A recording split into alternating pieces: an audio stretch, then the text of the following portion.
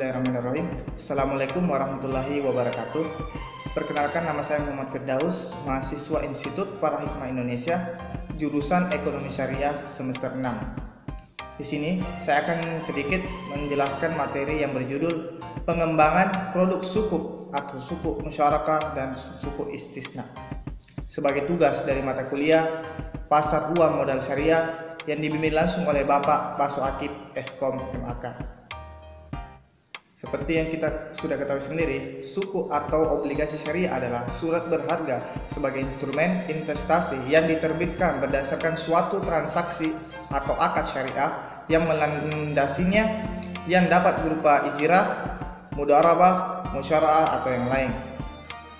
Nah, adapun produk-produk dari sukuk atau obligasi syariah, yang pertama itu sukuk musyarakah, yaitu sukuk yang diterbitkan berdasarkan perjanjian atau akad musyarakah di mana dua pihak atau lebih bekerja sama menggabungkan modal untuk membangun proyek baru, mengembangkan proyek yang telah ada, atau membiayai kegiatan usaha. Keuntungan maupun kerugian yang timbul ditanggung bersama sesuai dengan jumlah partisipasi modal masing-masing pihak.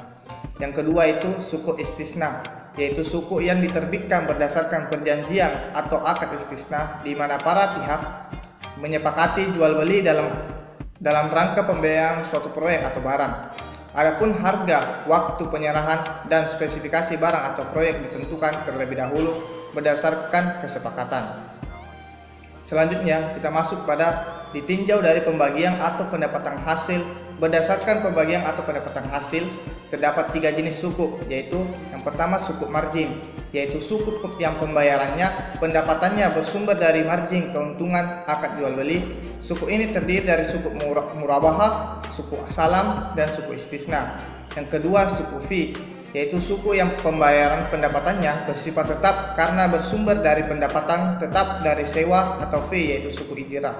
Yang ketiga, suku bagi hasil, yaitu suku yang pembayarannya pendapatannya berdasarkan bagi hasil dari yang diperoleh dalam menjalankan usaha yang dibiayai, yaitu suku mudharabah dan suku musyarakah. Selanjutnya kita masuk ditinjau dari berbasis aset. Berdasarkan basis aset terdapat 2 jenis sukuk, yaitu sukuk aset, yaitu pembiayaan yang berbasis pada aset, termasuk di dalamnya sukuk salam seperti dalam pembiayaan produksi pertanian, suku istisna seperti proyek konstruksi gedung dan perumahan atau infrastruktur lainnya.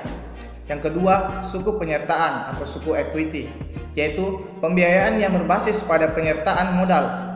Suku yang termasuk dalam suku equity adalah suku mudharabah atau yang lebih dikenal pembiayaan bisnis, atau suku musyarakah atau yang dikenal kerjasama kemitraan. Selanjutnya kita masuk pada potensi penerapan suku musyarakah dan istisna di Indonesia. Suku musyarakah dan suku istisna saat ini masih belum populer digunakan sebagai sarana pembiayaan oleh emiten. Namun demikian, terdapat peluang bagi emiten tertentu untuk dapat menggunakan skema suku dengan basis akad istisna tersebut.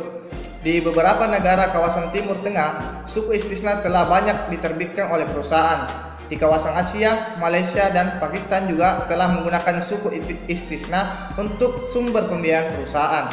Selanjutnya kita masuk pada aspek hukum dan akuntansi di Indonesia.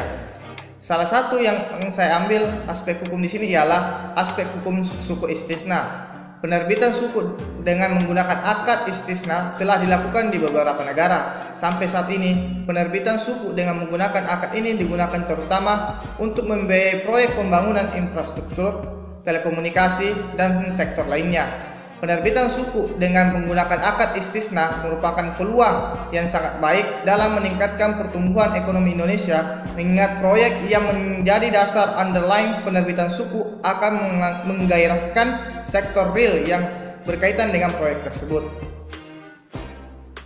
Mungkin itu saja yang dapat saya jelaskan. Lebih dan kurangnya mohon dimaafkan. Wabillahi taufiq wal hidayah. Wassalamualaikum warahmatullahi wabarakatuh.